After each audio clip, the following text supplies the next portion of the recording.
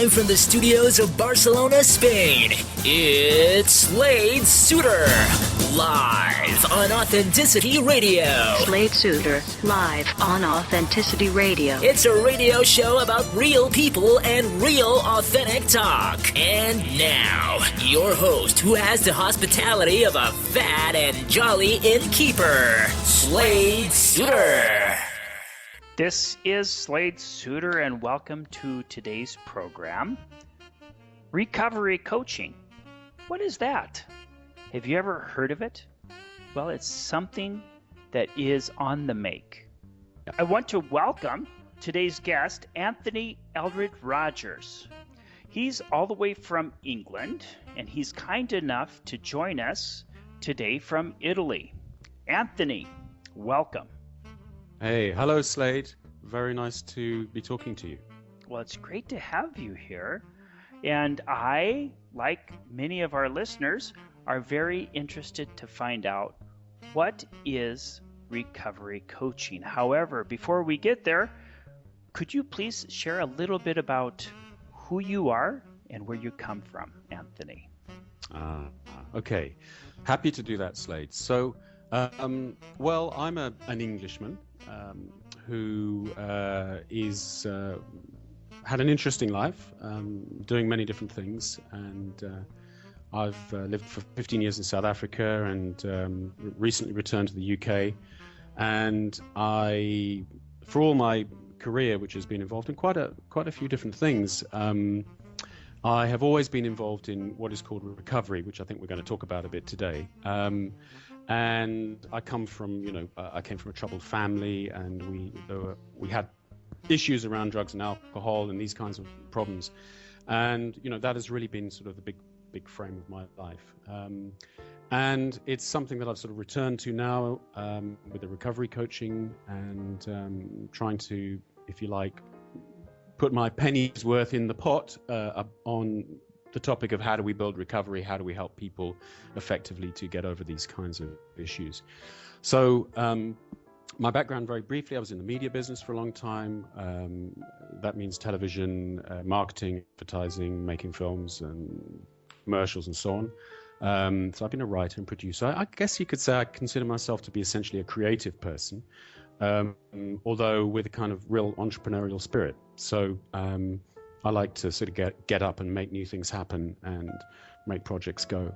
So when I met you, you were actually involved with actually motivating other coaches to go out and help other individuals who are less fortunate, not able to afford coaching. And this says a lot about your character, and it offers our listeners a window to who they're listening to.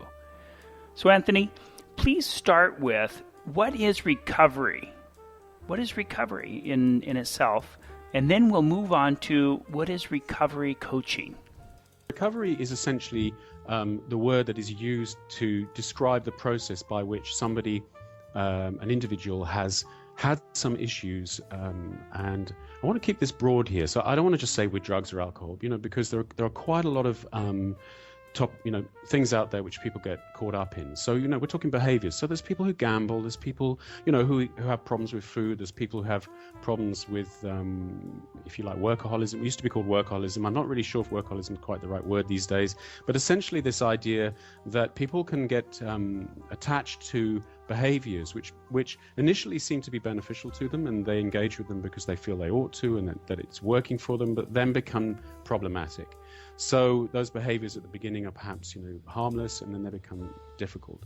Those behaviors can be around substances. So it can be drinking, drinking a little bit, regularly is something that many people enjoy. Drinking too much over time can become a problem.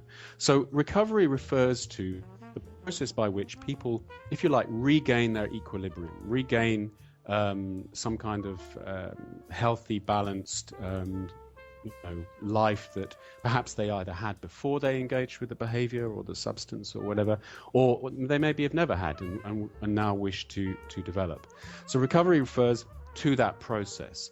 How do we recover to a place of wholeness and health, and how do we recover perhaps our former equilibrium and our former meaningful life? That's recovery.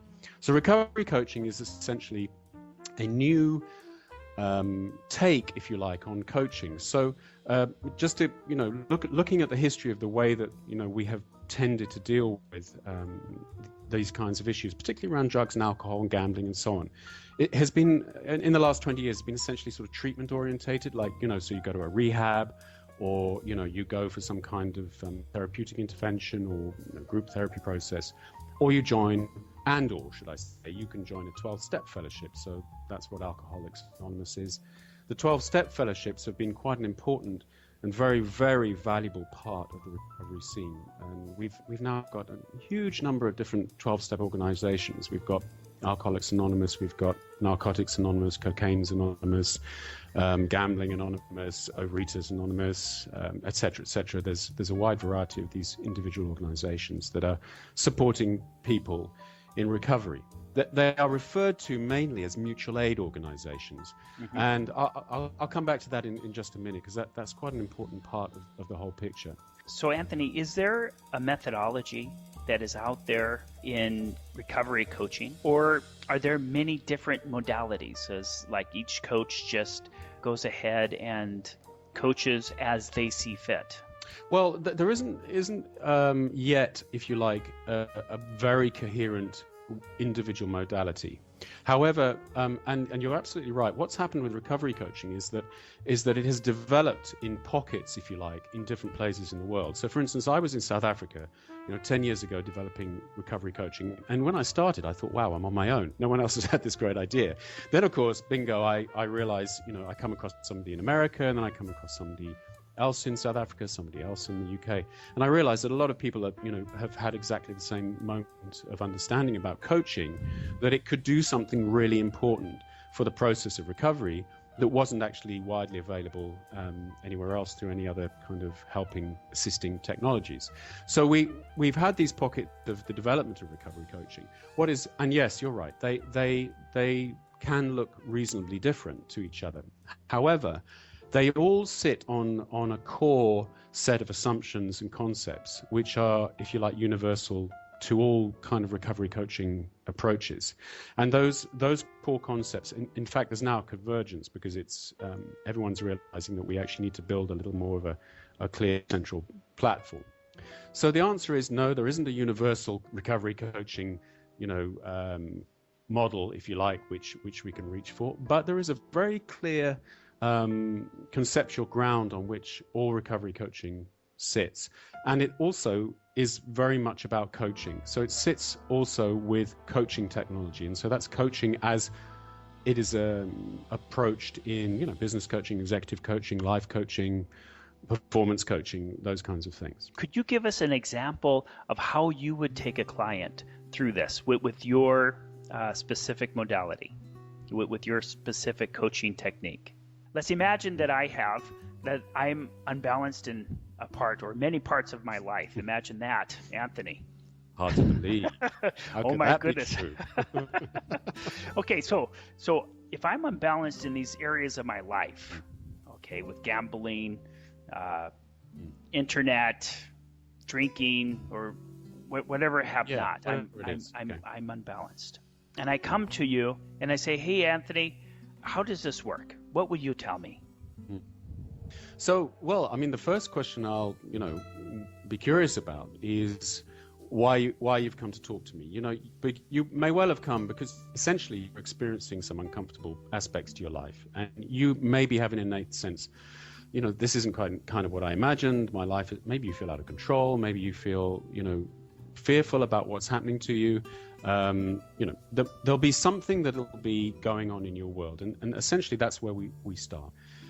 Coaching is a whole recovery coaching is a whole person approach. So we avoid really this idea that you come to me and say, hey, I've got a problem with my drinking, help me fix it.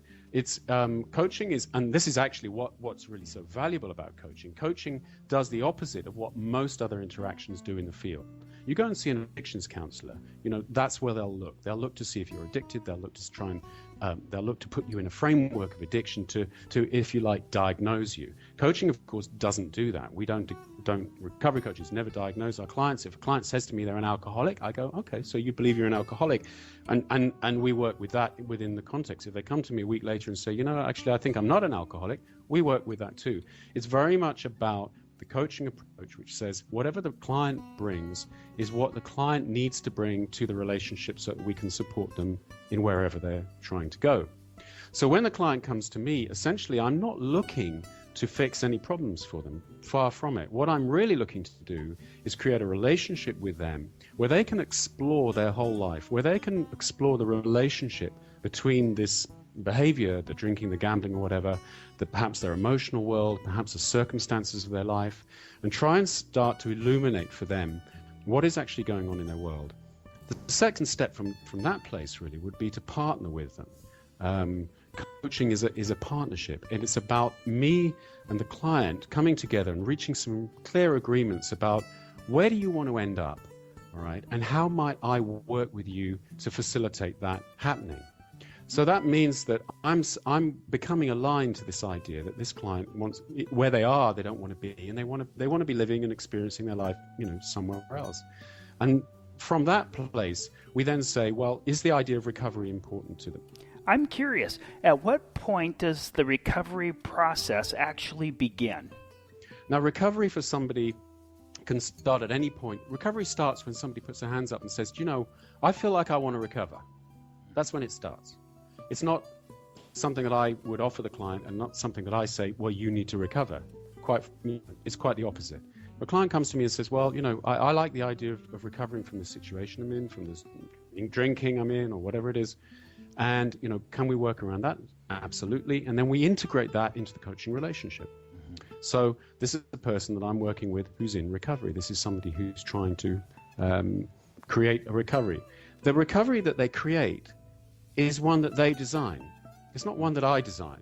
So they don't say to me, I want recovery. And I say, okay, let me tell you what recovery should look like. We work together again, and I coach them to build for themselves a recovery plan, which they design. Then I coach them to work with and implement that recovery plan. And very often they change it a lot along the way, because what they start out with, as the plan, either is unfeasible or too hard for them, or actually turns out to not be what they wanted. So there's those kind of three, clear steps. There's first engagement and bringing their whole life into the picture. Secondly, it's taking a look about where they actually want to be, from where they are now. And thirdly is about working with them to a place where they want to have a recovery plan for themselves, developing that with them, and then coaching them to fulfill it. Now, Anthony, do you have a stake involved with the major motivation of where you want this person to go, or is it just completely open with every individual? It's completely open. As a recovery coach practitioner, one of the most important parts of being an effective recovery coach, and actually it's more important in this work than perhaps in other coaching environments, is self-management. The ability of the coach to put down or place aside their particular agenda for any individual or any client. Oh, that's very interesting. Self-management. I hear responsibility in there.